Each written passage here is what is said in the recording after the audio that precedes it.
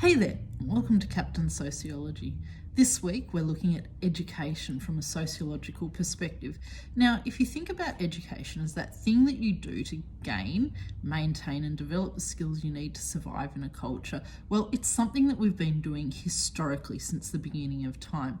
But when we think about education, we're typically thinking and talking much more about that thing that you do sitting in a classroom of similar age peers at a desk looking at a whiteboard where we gain and maintain knowledge, which is a much more 20th and 21st century idea of education. So that's what we're going to be talking about today. Now, functionalist sociologists saw education as having two particular functions. The first was to provide a homogenous expression of values to the society through a kind of secondary socialisation, and the other one was to provide a kind of filtering mechanism to people in the society. And these two, you'll see in a minute, are quite interlinked. So the first is that, of course, children are primarily socialised with their families. So families have similar values within their unit. So mum and dad typically will share values which they're then socialising their children into.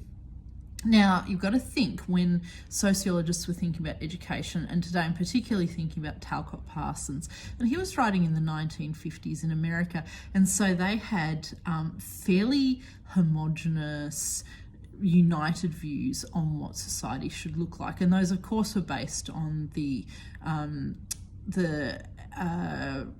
Judeo-Christian worldview. So it was assumed that most people had some kind of a faith, they were some kind of God-fearing, and everyone agreed that honesty was important and that hard work was important. That's a whole other topic we'll get to another time. And you've got to remember, I think, when we're talking about functionalists, that Parsons particularly had lived through the Great Depression, and he'd seen what happened when education became less available to people, and he also had seen what happened in times of war and things like that. So he's looking at a really ideal situation and the ideal outcomes.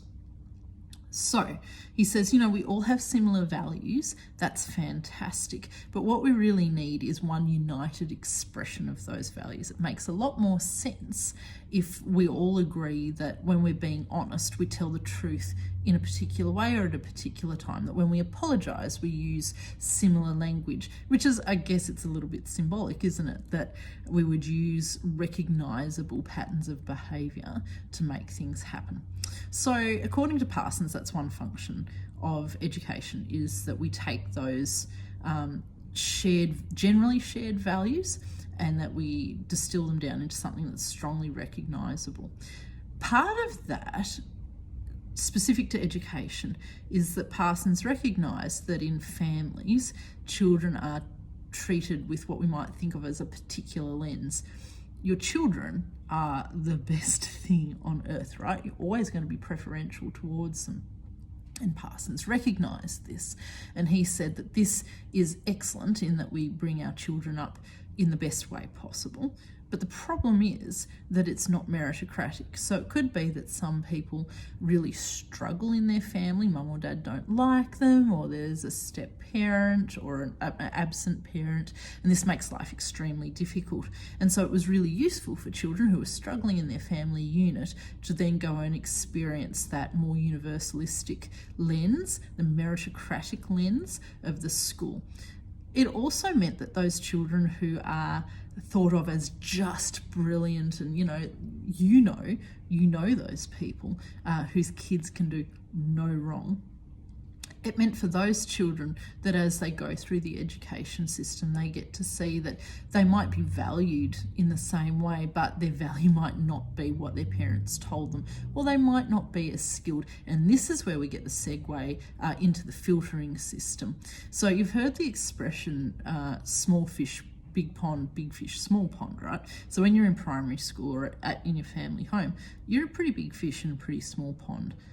Particularly as you get to the end of your primary education. Then you go to high school or to college or university, and you discover that even if you were quite brilliant and quite excellent in that setting, that the more people you mix with, the less your excellence stands out. Now, a few people obviously are excellent all the way through, but in reality, for most people, school provides this kind of filtering system where we get to better understand values in general, so why it's really important to act in particular ways, but also that our academic value is different as we mix with broad and broader cross sections of society.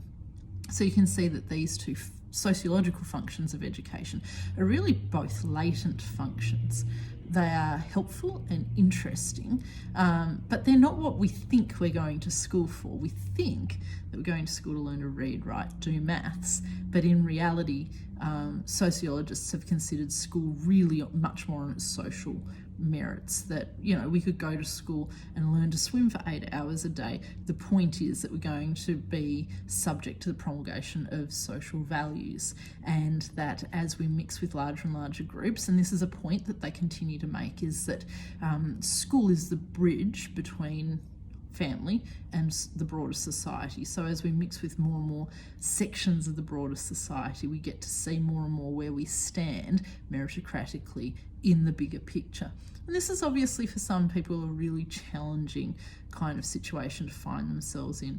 We're going to look next at how our backgrounds, what kind of family, what kind of socioeconomic background we have, how those kinds of things might affect the way that we experience education and its effectiveness, and whether or not education really is the channel to a better life outside of the family background that you are born into.